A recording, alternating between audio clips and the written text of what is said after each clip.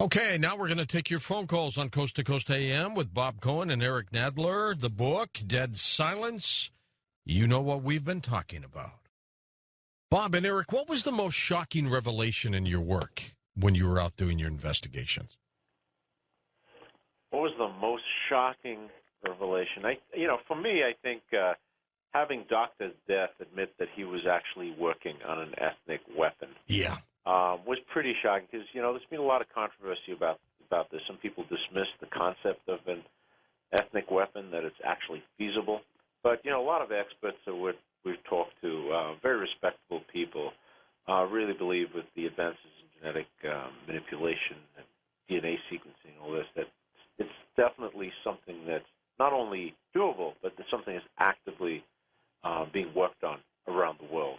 One of the most important areas of research in this dark world of germ warfare research. That was probably the most shocking thing for me. How about you, Eric? And for me, I'll tell you, it was not as grand as that, but I was shocked by the admission by the Thames Valley Police in the David Kelly case that they came out and on the record said that there were no fingerprints on the knife that Kelly used to commit suicide.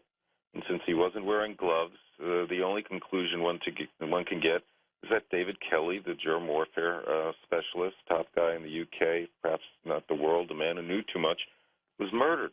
And it was the casualness of the Thames Valley Police giving up this piece of business that shocked me. Usually this stuff is kept very quiet, but I think somebody in the Thames Valley Police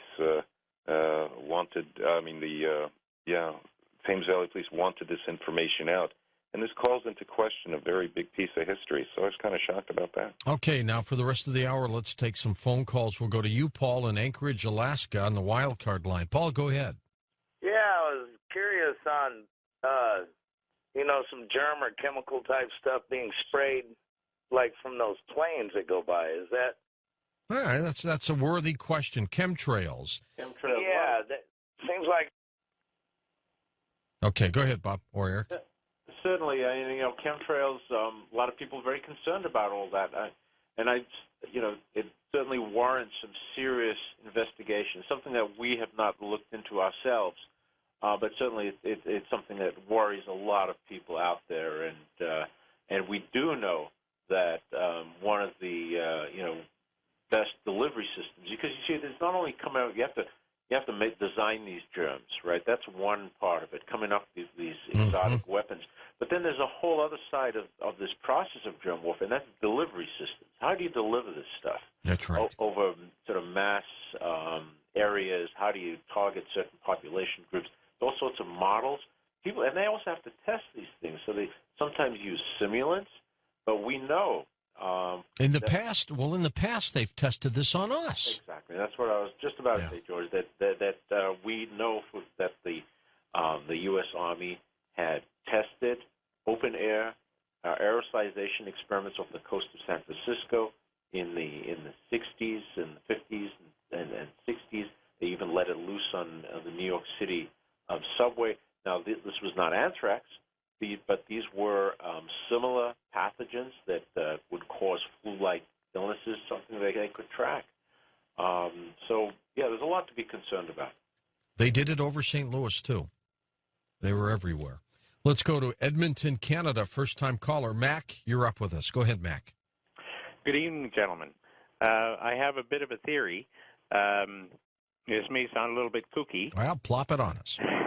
When was the first attack on the Twin Towers? Was that back in the 80s? No, that was 93, wasn't it? Yeah. 93?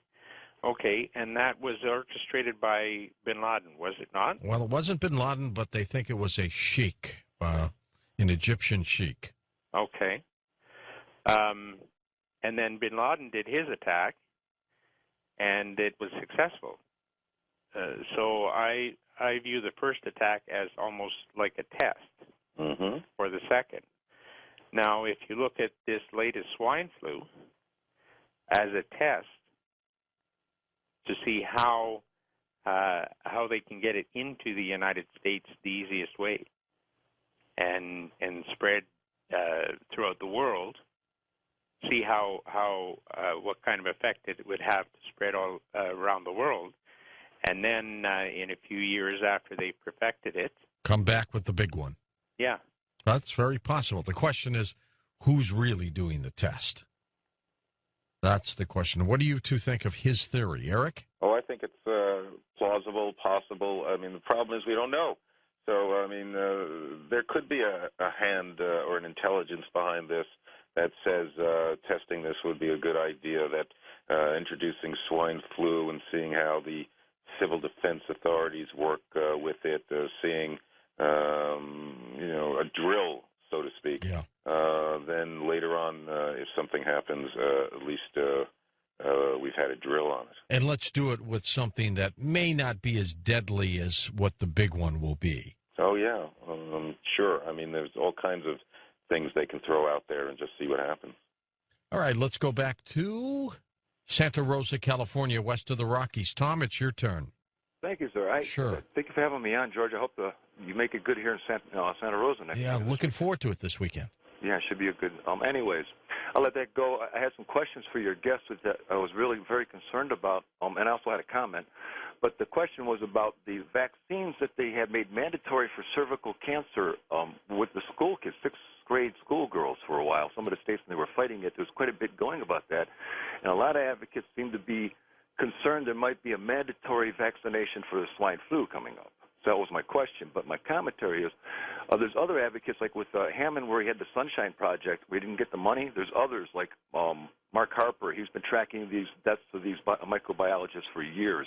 Mm-hmm. And he was about ready to lose his site, puppettheories.com, because of it. And he reposted my toxic revelations there for me.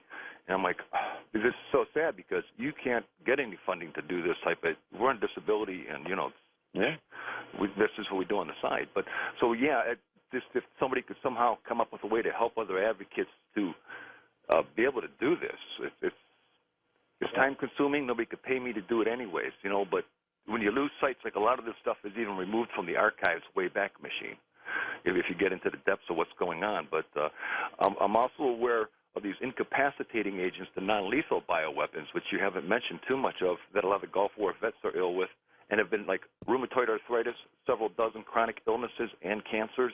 They're well known to be associated with it. Yeah, well, one of the things that Ed Hammond, who had filed all those Freedom of Information Act requests, noted when we spoke with him was that he thought the real action was in these lethal, incapacitants that Yes. could be used for crowd control and civil unrest. And he saw a lot of interest and money flowing that way. And I remember him telling us that's something we should really look at. And, if the countries go through tough times, we got a lot of people, the authorities always study crowd control and, biologically based incapacitating agents might be the way to go of the future for these guys, especially if there's a government DARPA contract or something that says let's spend money on this. Absolutely. And then just for coming back to that Gulf War syndrome Sure. type illnesses, those have been also tied by some medical experts to the anthrax vaccine as a result. A lot of the Gulf War vets and soldiers believe that the symptoms that they're suffering are a direct result of that vaccine. Let's go to Spring, Texas. Hello, Jerry. Welcome to Coast to Coast. Hello, George. Hey. Happy birthday to you. Thanks, Jerry. Unbelated. I thought I was thinking about when he was talking about this AIDS virus. I heard a newscast way back in the 70s or early 80s when they were trying to isolate the virus. Some Frenchman finally isolated the virus. And he paged it out to all the different scientists over the world. And Russia come up and said, well, we got papers on that we confiscated when the Nazis left over here. Says we've got papers on it that describes the virus exactly, but it only lasted about 3 days because it was a souped-up virus. And I'm just wondering if they ever ran into any of that information on that as being the Nazis that are Germans that invented the first virus of AIDS. Well, some people have